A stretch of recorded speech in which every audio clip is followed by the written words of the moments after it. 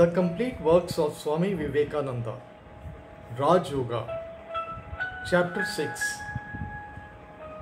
Pratyahara and Dharana, Part 3.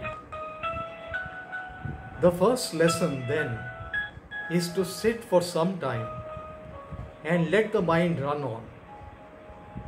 The mind is bubbling up all the time. It is like that monkey jumping about.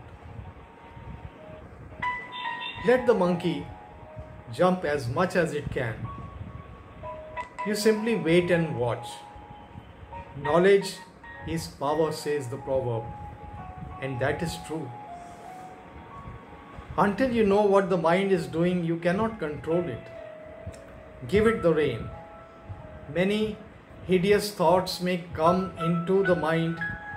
You will be astonished that it was even possible for you to think of such thoughts.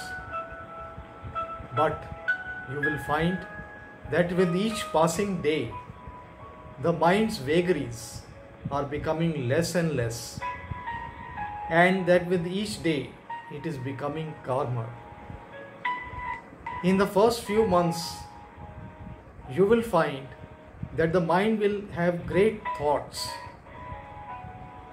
Later you will find that they have somewhat decreased, and in a few more months they will be fewer and fewer until at last the mind will be under perfect control. But we must patiently practice every day. As soon as the steam is turned on, the engine must run. As soon as things are before us, we must perceive.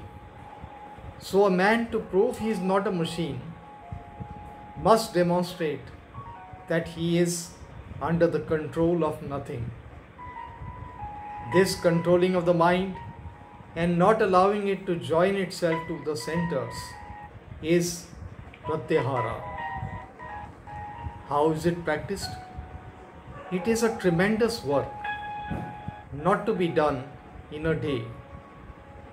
Only after patient and continuous struggle for years we can succeed. After you have practiced Pratyahara for a time, take the next step, the Dharana, holding the mind to certain points. What is meant by holding the mind to certain points? Forcing the mind to feel certain parts of the body to the exclusion of others. For instance, try to feel only the hand to the exclusion of other parts of the body.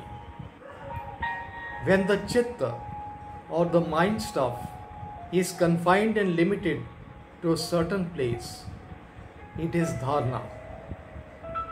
This dharana is of various sorts, and along with it, it is better to have a little play of the imagination.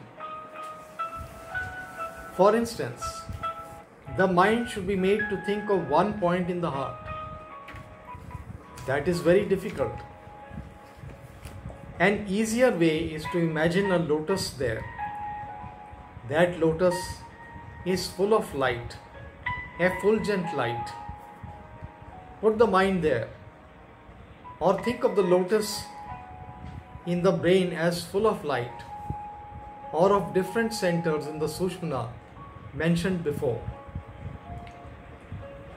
The yogi must always practice. He should try to live alone.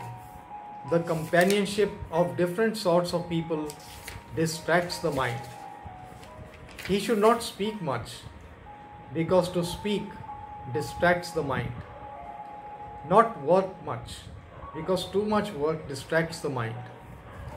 The mind cannot be controlled after a whole day's hard work. One observing the above rules becomes a yogi. Such is the power of the yoga that even the least of it will bring a great amount of benefit. It will not hurt anyone, but will benefit everyone.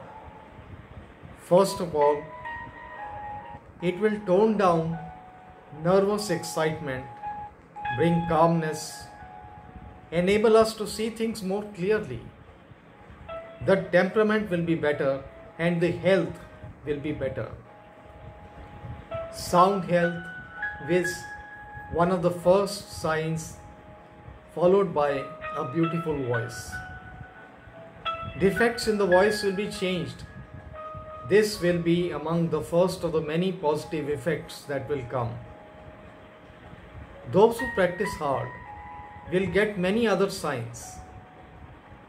Sometimes there will be sounds, as a peal of bells heard at a distance, coming and falling on the ear as one continuous sound. Sometimes things will be seen, like specks of light floating and becoming bigger and bigger. And when these things come, know that you are progressing fast. Those who want to be yogis and practice hard must take care of their diet at first. But for those who want only a little practice for every day, business sort of life, let them not eat too much. Otherwise, they may eat whatever they please. For those who want to make rapid progress and to practice hard, a strict diet is absolutely necessary. They will find it advantageous to live only on milk and cereals for some months. As the organization becomes finer and finer, it will be found in the beginning that the least irregularity throws one out of balance. One bit of food more or less will disturb the whole system until one gets perfect control, and then one will be able to eat what one likes.